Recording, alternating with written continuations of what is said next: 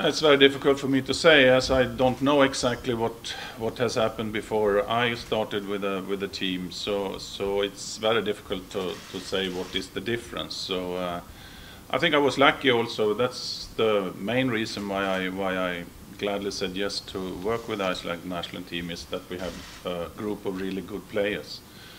When I got the question to start, I mean, it was a big group of players coming from the under-21 who went to the finals. So that was the most interesting thing for me. So I think the biggest difference is that we have a group of young, very talented players. So it's a rather young national team we have. Then how much we have changed is so difficult for me to say. I probably had maybe a little bit more international experience than the coaches before me, and of course that's an advantage if you have been on this level and get a lot of experience what the demands are, both for us as a team, for me as a coach, and for the players. So maybe that had been an advantage too. Yeah, I think my colleague in Latvia, Pāvārs, has done a great job. Of course, we watched several games now they played. They are well organized. They have a really good attitude in the team. They're working hard, have good physical strengths. So I'm mainly impressed by the way Pāvārs has organized the team. So I mean, the results you have shown that it's a really good organized team. You haven't conceded almost any goals for the last 4 or 5 matches. So it's a team that is really difficult to beat. I don't know if we used a lot of long passes. I think we are. Or maybe having too much passes even sometimes. So I don't agree with that we are using a lot of long passes. I mean, we try to find a good variation in the way we are attacking. If we can build up, if we can keep the ball, that's okay. And if we can go quickly and come in behind the opponents, that's okay too. So we're not looking for the long balls or the short passes. We're looking for a good variation, also depending on how the other team is playing. Question about your forward, Sigthursson from Ajax. He didn't participate in the training session last night. Is everything okay? Will he be in the game tomorrow?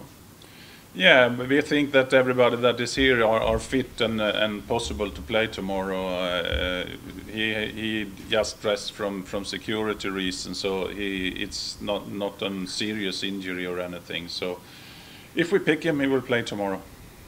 We do as we always do. I mean, we try to analyze the team we are playing very carefully, but we give a very short presentation to the players about them.